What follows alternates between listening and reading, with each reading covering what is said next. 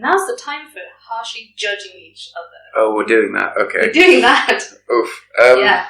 We might stop being friends at the end of this.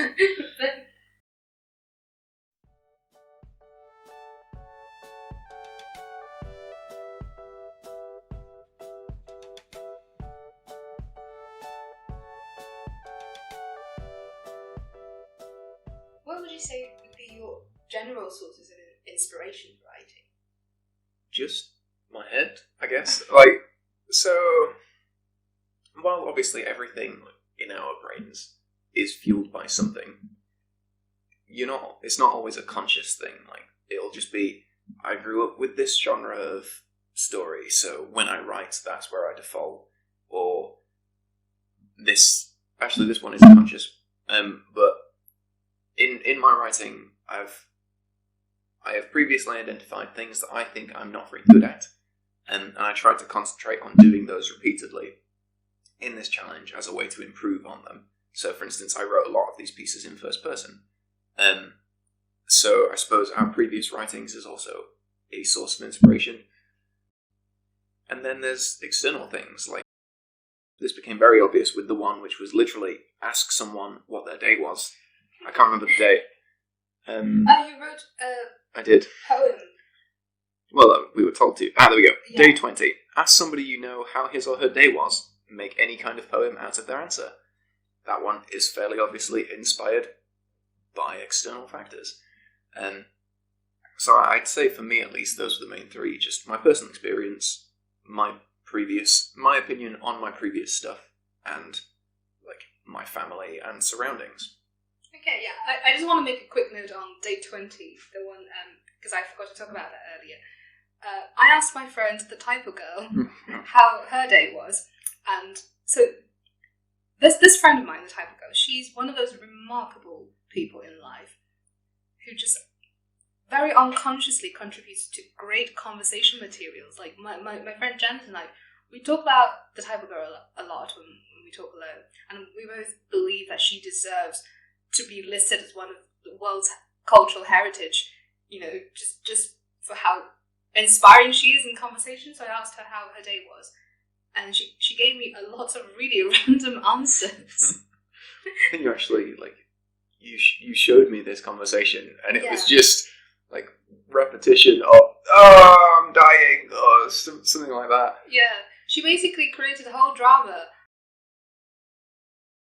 based on a simple "How was your day?"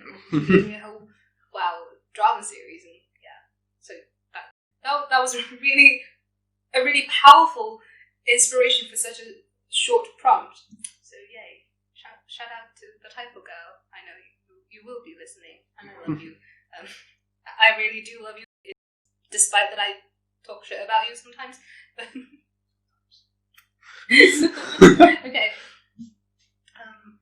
Well, for me, I think the sources for inspirations for writing also comes from quite a variety of things.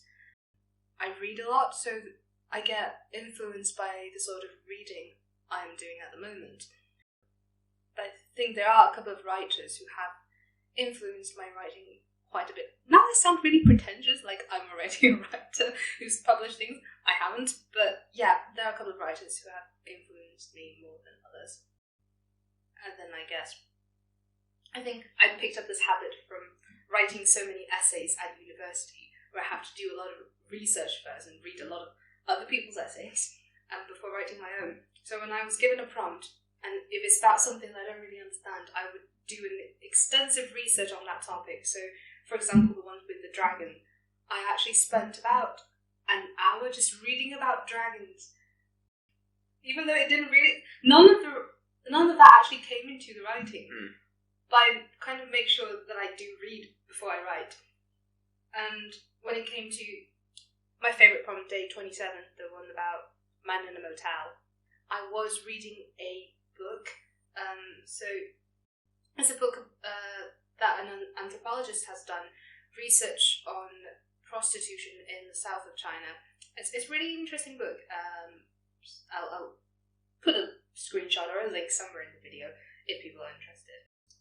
Because I was reading about prostitution and the idea, the image of a prostitute came to my mind as a potential basis for a character, so I went with that. Yeah. So I think you commented on my sources of inspiration as really weird. it just seems like a bizarre thing to just read for leisure. I read social sciences books for leisure. Exactly. That's what I just said. It's a really weird thing to read for leisure. I don't know. Like, for me, that feels like a task. Like I would get it if it was a sort of, ooh, I've had this idea to write this piece from the perspective of a prostitute. So there's this book that I heard about that would give me some interesting insights into that character. I would get that. But if it was just something that you were reading and then were like, I could make this into a character, that just seems so bizarre. I make anything. Well, my life instinct is to turn anything into a story. Oh yeah, that's another bit I'm questioning. Like, the story aspect of it is fine. It was the fact that you were reading it before deciding to turn it into a story that just seems like homework. Again, I've been at university for a long while. So have I. I ran from that nonsense as fast as I could. But I'm doing one more year of it. So. Enjoy that pain. It's not exactly pain for me. I kind of like doing university. So it has difficulties and it has painful moments, but it's the sort of pain I would rather have than not. That makes one of us.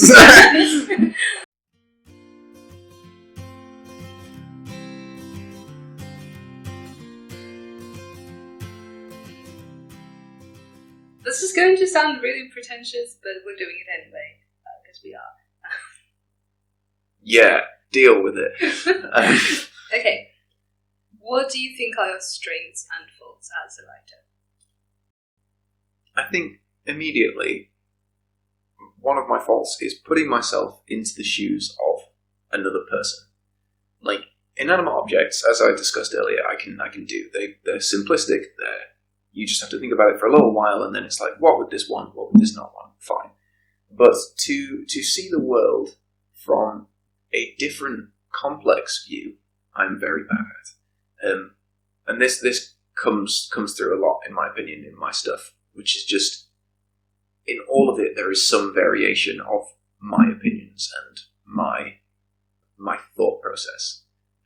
Even the various first-person characters, they think in very similar ways to how I do, with sort of, I see this, I will consider it for a moment, and then I will act. I don't get how people can, like, have an instantaneous reaction to anything other than, like, ooh, danger. Yeah, I think that's probably my major fault that's come to light from all of this. Strengths-wise, I guess humour. You're very good at that, yeah. There are many times where I've looked back at my pieces and then gone, I didn't actually realise how fun that was.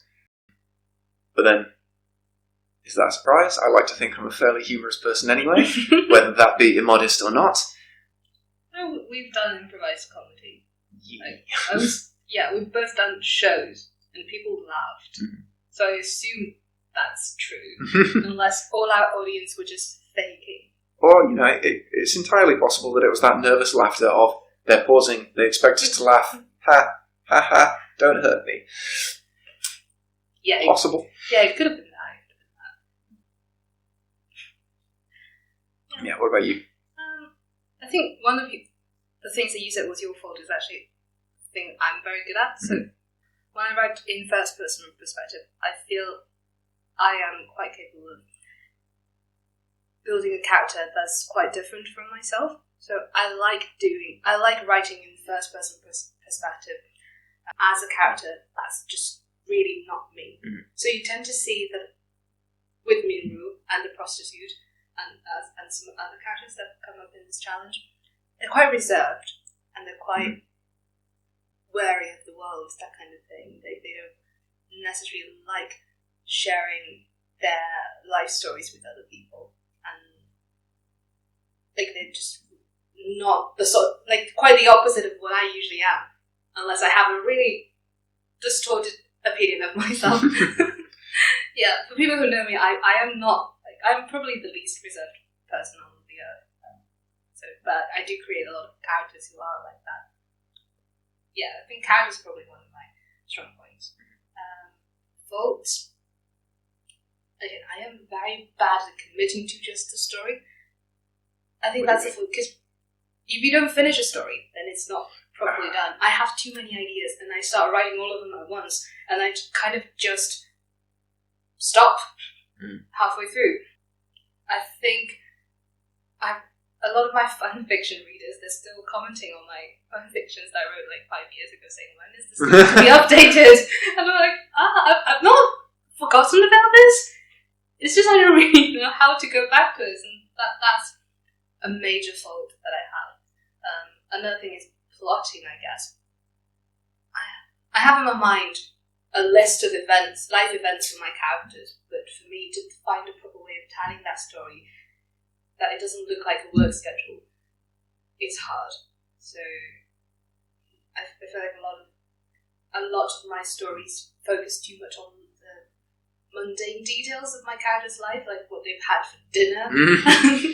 You know, just that minor gossip conversation they have about their friends, and not actually the big things that happen in their life. So that's, one of my big thoughts. And now's the time for harshly judging each other. Oh, we're doing that. Okay. We're doing that. Oof. Yeah. We might stop being friends at the end of this. I'm going to let you go first, so I can. No reason. I'm going to let you go first. Okay. So, what are your strengths and faults in my opinion?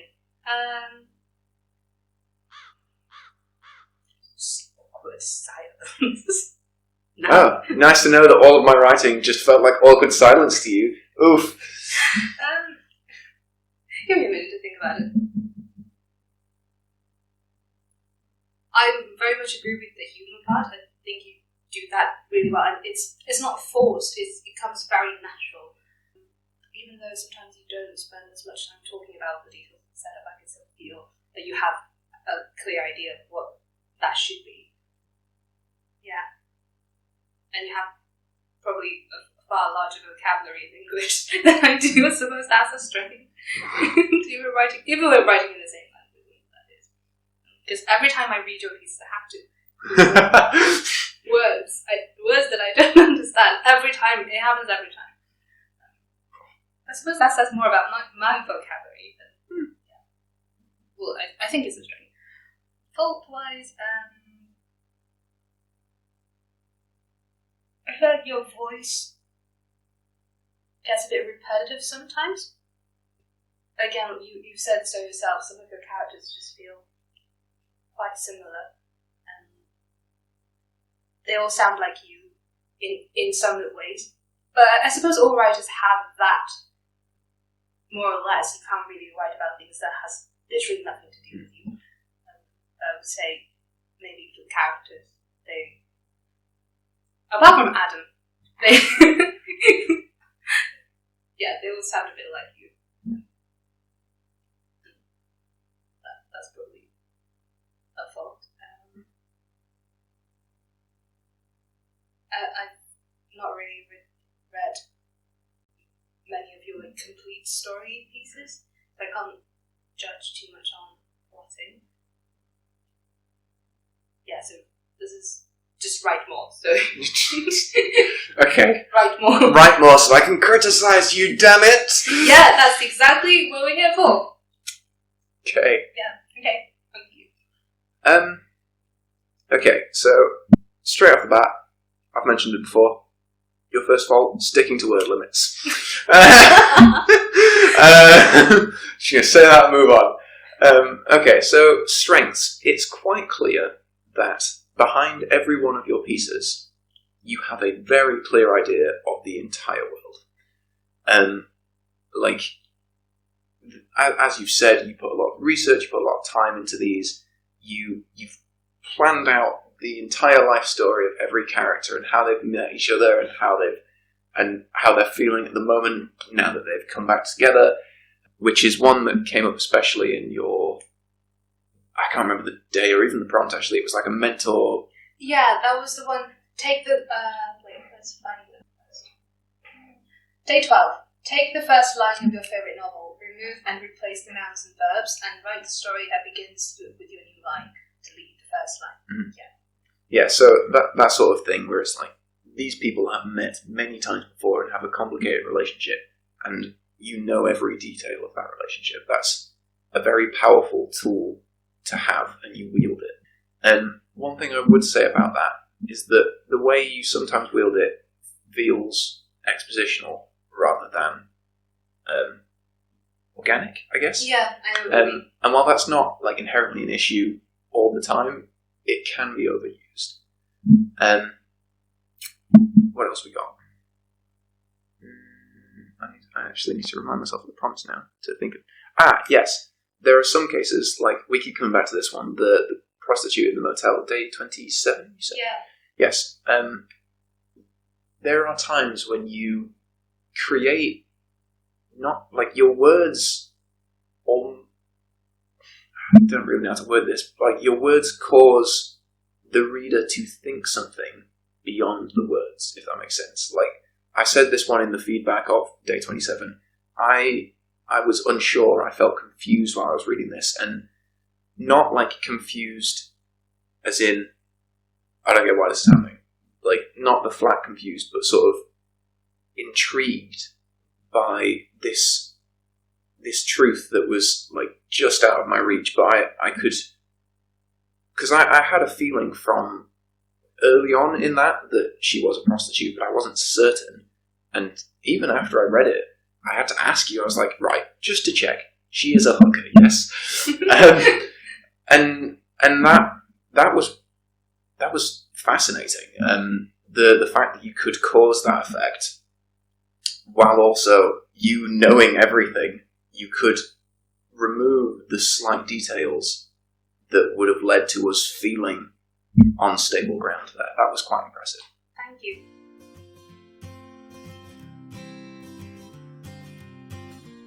I am blushing now for some reason. Probably this. Definitely not. We all know the real reason. Yeah, but thank you. I feel like you made me sound like a lot better than I actually am, but faults. I mean, I didn't do them separately, I mixed them together. Okay, yeah. I think we can still stay friends after this harshly criticizing each other session. So, Teacher skill. It's called the criticism sandwich. Positive, negative, positive. Boom.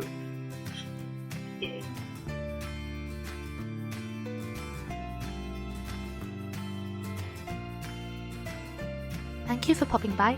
Don't forget about the Discord link in the description. We'd love you to join the community. Bye!